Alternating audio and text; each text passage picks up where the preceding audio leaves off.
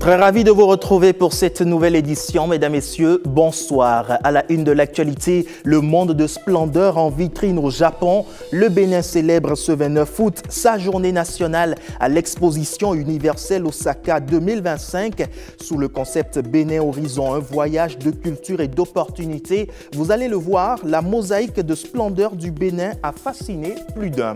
De la splendeur balle au pied, le Bénin s'apprête à en donner dans quelques jours pour les éliminatoires de la Coupe du Monde. Plus de secrets sur la liste des guépards devant affronter le Zimbabwe et le Lesotho en septembre prochain. Le sélectionneur Gernot Rohr a dévoilé les noms.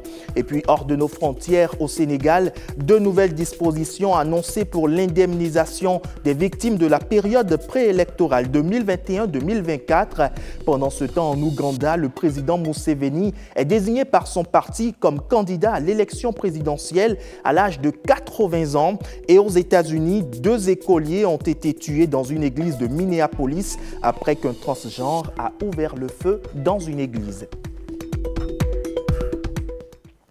Bienvenue à toutes et à tous. Démarrons tout de suite avec ces cœurs de Japonais conquis, ces consciences de milliers de touristes subjugués par le tableau du monde de splendeur. Le monde s'est arrêté ce 29 août pour observer battre le cœur du Bénin à l'Expo universelle Osaka 2025. Pour sa journée nationale, vous le verrez, le pays a offert bien plus qu'un simple spectacle. Une célébration de son identité, de sa créativité et de son héritage culturel. Retour en image sur une journée exceptionnelle entre tradition et modernité avec notre reporter sur place, Herman Rodrigue-Amengan. Le drapeau tricolore agité avec enthousiasme par les amis du Bénin et autres curieux venus découvrir cette terre du golfe de Guinée qui se porte à eux. Pour la célébration de la journée du Bénin à Osaka, l'aube nouvelle retentit.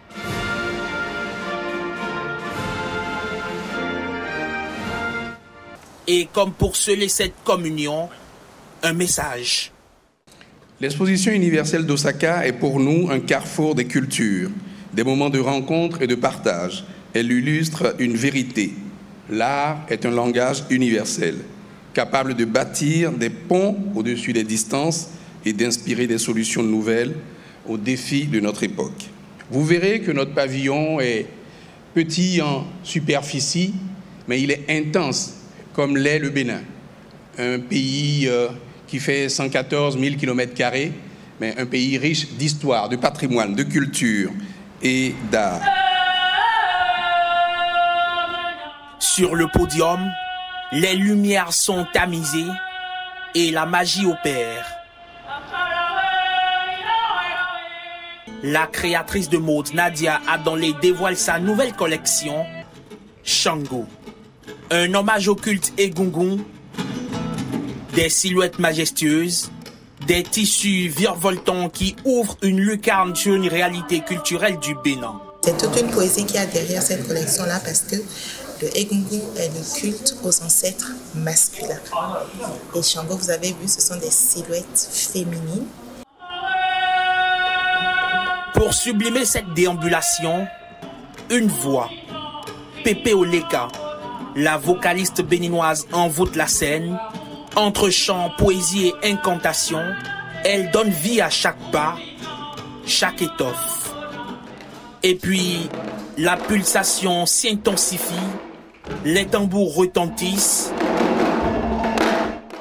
Entrent en scène les pépitards, des jeunes qui savent battre la mesure en toute maîtrise. Leurs battements résonnent comme un appel. Le public japonais retient son souffle, puis se laisse emporter. Signe de l'amitié entre le Bénin et le Japon, Shadow, jeune créateur de contenu bien connu des internautes béninois, pousse la chansonnette. Il prend le risque de fredonner un classique du Bénin.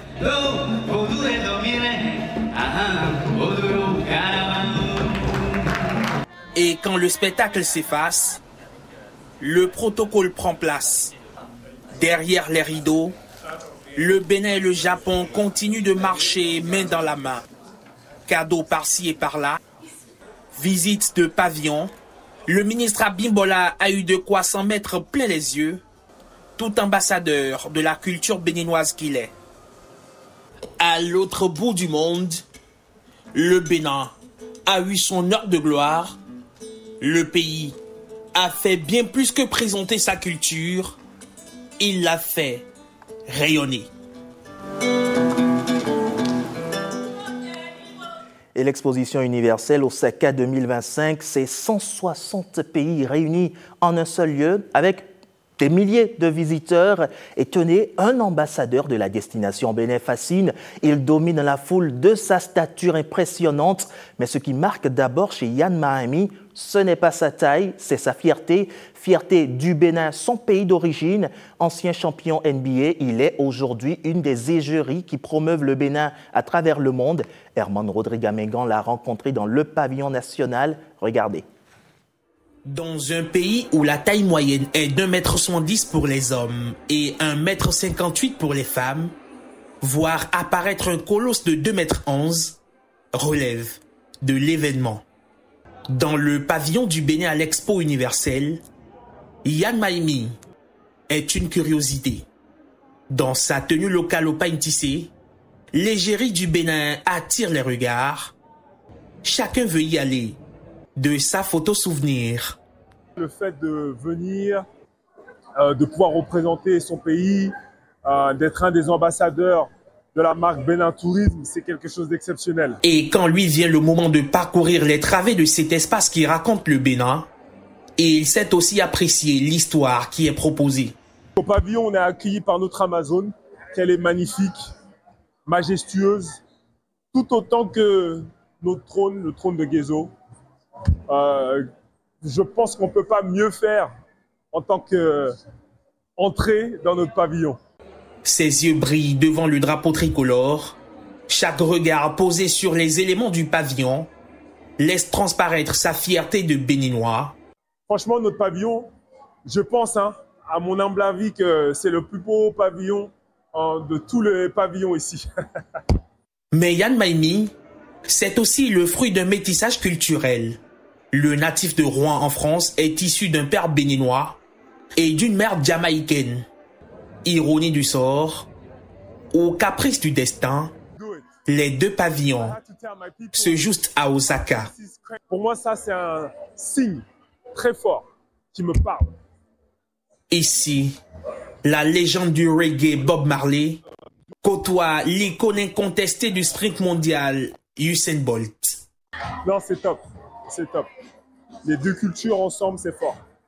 Bénin-Jamaïque, si loin, si proche dans le cœur de Yan Mahami, à gauche, à droite, ici ou là-bas, Yan est chez lui, un citoyen du monde, mais qui brandit partout la flamme du Bénin, comme un emblème, comme un trophée.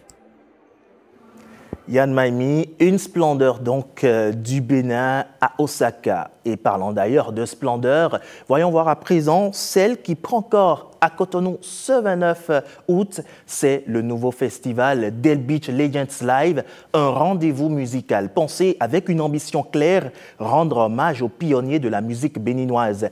Les organisateurs ont levé le voile sur les grandes lignes de ce projet devant les professionnels des médias. Saint-Iche-Quincmont, Françoise Inso. Del Beach Legends Live, c'est des prestations d'artistes de renom, des performances d'orchestre et un voyage au cœur des sonorités qui ont marqué plusieurs générations. Polyrythmo,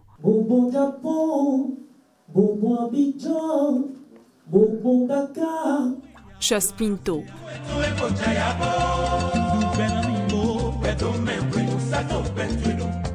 Jean Adagbenon et plein d'autres.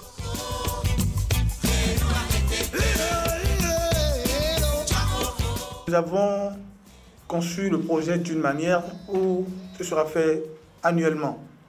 Donc pour la première édition, l'édition 2025, nous avons choisi 4 légendes vivantes et une figure disparue. C'est l'occasion parfaite pour nous de faire ce brassage intergénérationnel pour que la jeunesse d'aujourd'hui puisse reconnaître ses aînés.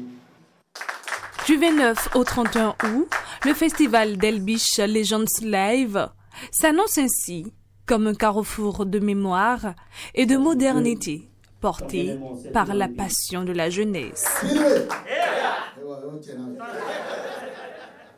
Et dans un tout autre registre à présent, cette interrogation, va-t-on vers une coopération entre le Conseil supérieur de l'audiovisuel belge et la Haute Autorité de l'audiovisuel et de la communication? Eh bien, au siège de la RAC ce matin, des pistes de partenariat sont évoquées lors d'une visite de courtoisie de l'ambassadrice de Belgique près le Bénin. À sa sortie d'audience, l'hôte d'Édouard Locaux se livre à Huguette Rondello et Françoise Nisso. Nous avions déjà eu l'occasion de nous côtoyer, mais vraiment d'avoir maintenant une discussion un peu plus approfondie sur les possibilités de coopération entre la HAC et son homologue belge, le Conseil supérieur de l'audiovisuel. Un programme de coopération qui existe déjà entre ces deux institutions, dans le cadre entre autres de la francophonie par exemple. Le CSA belge était rendu ici au Bénin en visite à la HAC en 2022. La HAC avait envoyé une délégation en Belgique fin de l'année passée. Ils ont entre autres travaillé ensemble sur les questions d'autonomie, d'indépendance de ces institutions, mais aussi de digitalisation de leur travail. Et voilà, nous avons pu échanger à ce sujet pour voir comment pouvoir encore développer cette coopération à l'avenir. Et puis nous avons évidemment abordé la question de l'importance du rôle des médias dans toutes les sociétés pour produire des informations de qualité à destination des citoyens. Dans l'autre actualité, la fin d'une étape clé dans la préparation des élections générales de 2026. Les OSC, organisations de la société civile, disposent désormais des outils pour anticiper et prévenir les risques et les menaces possibles durant les prochaines joutes électorales. Après 2 jours de travaux, l'atelier de la Sénat pour la protection des élections a accouché d'une matrice des risques électoraux. Les précisions avec Saint-Iche Quincmont et Mathéo Dadan-Oussodé. Après 2 jours d'échanges et de travaux, l'atelier sur le cadre intégré pour la protection des données se referme. Responsables de la Sénat et acteurs de la société civile se sont accordés sur la nécessité de mieux anticiper les risques liés au scrutin. Nous avons procédé à l'identification des facteurs de risque pour les prochaines échéances électorales, à l'évaluation du niveau de ces facteurs et à la proposition de mesures appropriées ainsi qu'aux méthodologies d'identification, de catégorisation et de prévention des risques électoraux à travers des exercices pratiques et des travaux de groupe. Ces travaux ont permis d'élaborer une première matrice des risques électoraux, véritable gage d'une élection transparente, équitable. Les participants repartent avec des attestations, ainsi outillés de nouvelles approches et de bonnes pratiques pour garantir des élections crédibles, inclusives et apaisées. Cet atelier qui nous a permis de mieux comprendre les risques, les menaces et les crises qui peuvent arriver lors des élections. On peut parler des pandémies, des crises liées au cadre juridique, comme des violences aussi. Cette initiative vient renforcer la confiance des citoyens dans le processus électoral et consolider davantage les acquis démocratiques. Et d'une formation à une autre, voyons à présent ce renforcement de capacité des enseignants et encadrants des classes sportives. Une initiative de l'OBSSU, l'Office béninois du sport scolaire et universitaire. La cérémonie s'est déroulée au CEG Saint-Rita de Cotonou sous le regard de Génial Afouda Monsi-Agboka et Jacob Tochoedo. Foot, basket, volley, handball ou encore athlétisme. Ils sont tous enseignants et encadrants dans l'une de ces disciplines. Et pendant 4 jours, ils vont bénéficier d'une formation de renforcement de leurs capacités.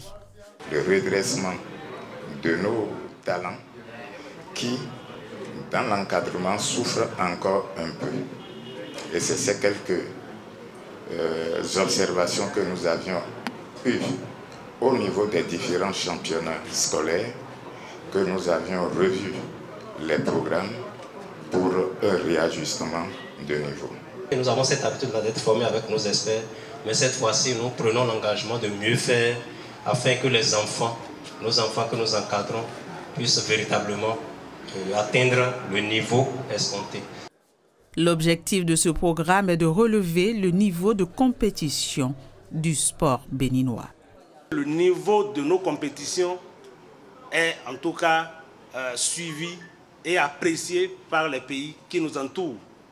Nous avons des compétitions relevées par le passé. On voudrait également avoir, en tout cas, des niveaux beaucoup plus élevés. Et nos clubs et nos fédérations pourront aller s'abreuver, pourront aller tirer le meilleur de ceux que nous avons dans nos différentes contrées. L'encadrement se déroule sur toute l'étendue du territoire national, notamment ici, au CEG Sainte-Rita, au lycée Mathieu Bouquet, au CEG 3 de Djougou, au CEG 2 d'Azové et au CEG 1 de Dassa, Kétou et Savalou. En attendant la fin de cette formation, ils sont connus, les joueurs du Bénin qui vont affronter le Zimbabwe et le Lesotho. Gernot Rohr, le sélectionneur, a dévoilé les noms. Voici la liste des guépards qui vont défendre les couleurs du Bénin dans quelques jours avec Gloria Oni. Une sélection équilibrée entre continuité et ajustement. Gernot Rohr reste fidèle à une bonne partie de son ossature. Sur cette liste ont déjà été sélectionnés un jour ou l'autre avec moi. Par contre, il y a des revenants. Il y a 5 joueurs qui n'étaient pas là contre le Maroc, dernier match amical, et dans le stage que nous avions fait ici. Andreas Huntonji qui a également commencé en Bundesliga avec un but marqué et qui fait un bon début de saison. Donc ils seront de retour. De retour également un joueur comme Rodrigue Kossi qui a signé à Agadir au Maroc. Nous avons également le retour de joueurs comme Huntonji Cédric et Rachid Moumini. Également nous avons Momo Tidjani à Yverdon. Donc tous ces joueurs qui sont là sont dans un club actuellement et font des entraînements. Parce que certains, officiellement, n'ont pas encore signé dans un club, voire sont en situation de qualification. Une sélection attendue pour une équipe en quête de stabilité et de résultats. Pas de nouveaux joueurs. J'avais prévu d'inviter un joueur pour la première fois qui s'est malheureusement blessé. Ce joueur, c'est Irénée Glélé. Il a changé aussi de club. Il est allé à Metlaoui. Et il s'est blessé au genou il y a 12 jours, donc malheureusement, il ne pourra pas nous rejoindre. On a des joueurs comme Olaiton qui ont fait un super début de saison. On a Steve Mounier qui a fait un super début de saison. Nous avons sur ces 13 transferts que les joueurs ont effectués des satisfactions parce que pour la plupart d'entre eux, ils ont trouvé des clubs bien meilleurs que ceux qu'ils avaient avant. Donc j'espère que ça va se ressentir dans le niveau de jeu de l'équipe. En tout cas, on aura des joueurs avec plus de compétition que dans les derniers rassemblements. Cette liste illustre une gestion prudente mais réfléchie de l'effectif. Gernot Rohr joue la carte de l'expérience tout en préparant l'avenir. Énergie, engagement et dynamisme de la jeunesse béninoise de tous les départements sous les projecteurs. C'est à travers le gala des Oscars des associations, une autre façon de célébrer l'excellence du mouvement associatif au Bénin. Le Bénin reconnaît et encourage le travail fait dans nos communautés par les associations de jeunes. Les précisions avec Alain Sochoumé et Mariano Gankou. Le ministère de la Jeunesse a décidé de célébrer autrement le mouvement associatif au Bénin. À travers tous les départements, les associations et mouvements de jeunes voient leur potentiel révélé par des actions concrètes. Désormais double, et ce depuis 2024. La nouvelle approche imprimée sous le leadership du ministre Benoît Dato voudrait que les associations soient évaluées et appréciées dans leur département d'action et de domicile, dans un premier temps, à travers une présélection au niveau départemental, avant une sélection définitive par un jury national indépendant mis en place à cet effet. Cette année, nous sommes à la deuxième édition et c'est le lieu de reconnaître les talents et les œuvres que vous avez réalisées avec dévouement et passion. Ce gala est aussi le reflet de notre volonté commune de célébrer l'excellence de vos actions. Ils ont réussi à passer dans les mailles des évaluateurs ces mouvements et associations de jeunes qui obtiennent le Graal des meilleures associations des jeunes des 77 départements du Bénin. Ceci s'est traduit par des subventions mises à leur disposition. Être nominé à ce prestigieux Oscar est pour nous un honneur. Mais, au-delà de notre propre reconnaissance, c'est l'occasion de célébrer un mouvement bien plus vaste, celui de toutes les associations et ONG de jeunes qui, à travers tout le pays, s'engagent chaque jour pour bâtir un Bénin plus solidaire, plus juste et plus responsable. Aujourd'hui, ce n'est pas seulement nous, associations nominées, qui sommes à l'honneur. Ce sont des centaines de mouvements, souvent animés par des bénévoles, par des jeunes sans moyens, mais avec des rêves, qui refusent la résignation et choisissent l'action. Le mouvement associatif est désormais gonflé à bloc. L'objectif poursuivi est clair. Il est question de jouer pleinement sa partition pour apporter sa touche au développement de la nation. Et d'un objectif à un autre, celui à présent de la salubrité avec l'initiative Independence Cleanup Day. Elle prend corps à Parakou sous la houlette du ministère du Cadre de vie et des Transports avec la participation des ONG Africa Solidarity et Citoyens Volontaires. Cette opération de nettoyage mobilise les acteurs administratifs, politiques et les populations pour en finir avec l'insalubrité au sein du cadre de vie des communautés. L'opération s'est déroulée au quartier Camp Adagbé avec ceux qui n'avaient que caméra et micro, Michael Nwati et Aziz Alagbe. Independence Cleanup Day. La vision d'un Bénin propre et attrayant est effective à Parakou. Le quartier Camp Adagbé, confronté aux dépotoirs sauvages, bénéficie de cette action d'envergure. De plus en plus au Bénin, nous sommes fiers, que ce soit sur les réseaux sociaux ou partout, nous voyageons de dire nous venons du Bénin. Et c'est pour célébrer cette propreté, pour célébrer ce patriotisme que nous sommes ici, pour nettoyer ce quartier, pour faire passer un message de propreté, de salubrité à la communauté de ce quartier, afin que la flamme de la salubrité qui sera allumée ici ce jour puisse être communiquée dans les environs. Il faut quand même habituer nos populations à avoir la culture d'un environnement propre. Informer les populations, les encadrer. L'ambition, c'est de travailler à ce que toutes les 77 communes du Bénin soient propres. Avec la collaboration et la participation effective des autorités communales et locales, le ministère du Cadre de vie et des Transports assure la remise en état de ces lieux jusque-là hostiles à la santé. Avec LGDSD, nous avons remarqué que nous avons de plus en plus notre ville, Parakou, qui est vivable. Et nous souhaitons aussi que l'activité se poursuive dans les autres quartiers de la ville de Parakou. Nous allons sensibiliser la population aussi. Nous pensons déjà installer les artisans au niveau de cet espace-là parce que désormais, si l'espace est occupé, je crois que personne ne viendra verser quoi que ce soit là. L'autre initiative que nous avons aussi en ce sens, c'est demander à la structure de collecte des ordures de revoir le coût. Ça va nous faciliter la tâche. De cette action citoyenne et environnementale, Parakou s'inscrit également dans une dynamique nationale de propreté, une autre base essentielle de développement. De nouvelles perspectives pour la vie spirituelle. C'est sur cet engagement qu'a pris fin à Abomey-Calavi le congrès régional EC de l'aventure de l'âme.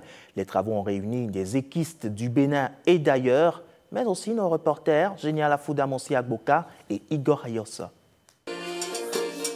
Équistes et visiteurs venus du Bénin et de la sous-région bouclent ainsi le congrès EC régional de l'aventure de l'âme 2025. Thème choisi pour cette édition, Réalisez votre plein potentiel reçu de Dieu. Donc la première leçon qu'il faut retenir, c'est que vous n'êtes pas que ce corps physique.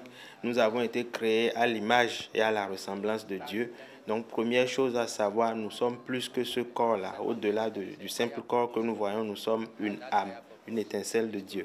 Et en termes d'objectifs à poursuivre en tant qu'âme, il y a plus que ce que nous voyons ordinairement. La première étape, c'est de connaître qui vous êtes, donc vous réalisez en tant qu'âme. Et la deuxième étape, c'est de devenir plus conscient de votre relation avec Dieu, donc réaliser Dieu et enfin pouvoir servir Dieu de façon consciente.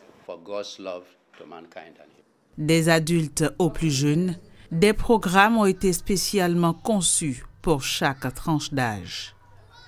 On a fait des forums, des ateliers, on parlait de comment donner de l'amour. Moi j'ai appris les 6 sortes de boules de neige. Tu t'assois confortablement, tu fermes les yeux, tu imagines que tu as une boule de neige dans la main. Et tu prends la boule de neige, tu jettes ça dans l'océan d'amour et de miséricorde. Il arrive des moments vraiment de difficulté, et si bien que la foi, notre foi, est ébranlée, est mise à l'épreuve. Alors, si vous n'avez pas une confiance absolue au Mahanta, je crois que vous n'allez pas pouvoir tenir. Ces congrès, je ne pensais pas que ça serait m'éveiller comme ça.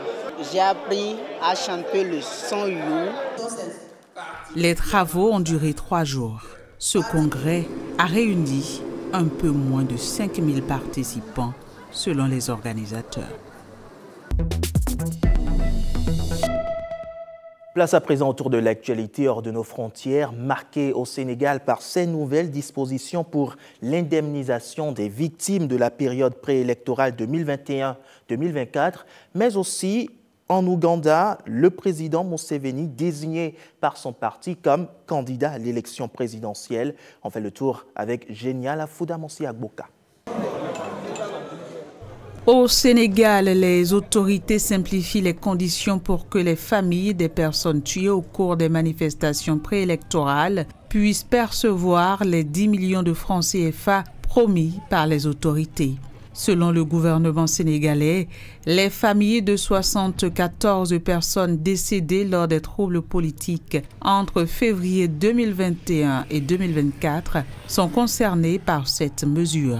Depuis fin janvier et l'annonce d'une assistance financière au profit des victimes, 1931 personnes détenues injustement, selon les nouvelles autorités, ont reçu chacune 500 000 francs CFA. 127 blessés ont de leur côté reçu une assistance médicale, selon le ministère de la Famille.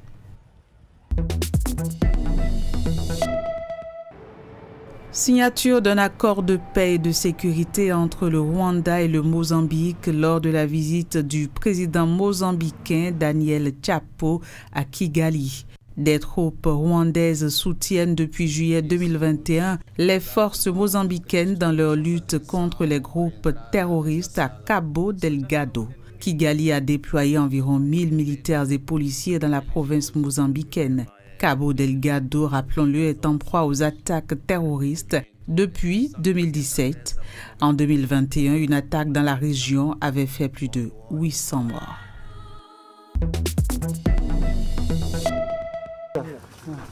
Présidentielle en Ouganda, le président Museveni est désigné comme candidat à l'élection par son parti, le Mouvement de résistance nationale. C'est à l'issue d'une convention nationale au cours de laquelle le parti a voté pour élire son comité central pour les 5 prochaines années. Au pouvoir depuis presque 40 ans, Yoweri Museveni est candidat pour un 7e mandat.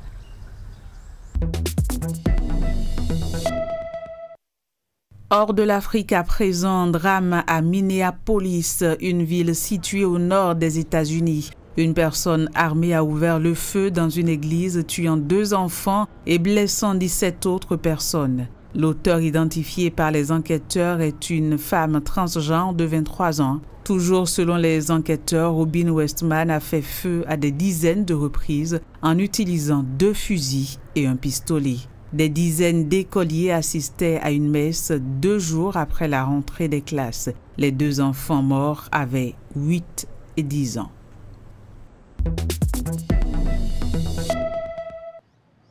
Puis destitution de la première ministre thaïlandaise Paetongtarn Shinawatra, fille de l'ancien premier ministre Thaksin Shinawatra, avait été suspendue de ses fonctions en juillet après avoir été accusée de ne pas avoir défendu la Thaïlande lors d'un appel téléphonique en juillet avec l'ancien puissant dirigeant cambodgien Hun Sen, une conversation qui a été divulguée en ligne. C'est tout pour ce point de l'actualité au Bénin et au-delà des frontières. À la suite de ce journal, Bénin TV fait vibrer votre soirée avec le Prime 4 de votre émission de divertissement Vibration vocale. À 22h, retrouvez l'humour avec les nuits artistiques et culturelles de Cotonou. À 23h30, Marcel Arrossi vous donne rendez-vous pour le journal télévisé de la nuit. Moi, je vous dis à demain, même heure, même plaisir. Bonsoir chez vous.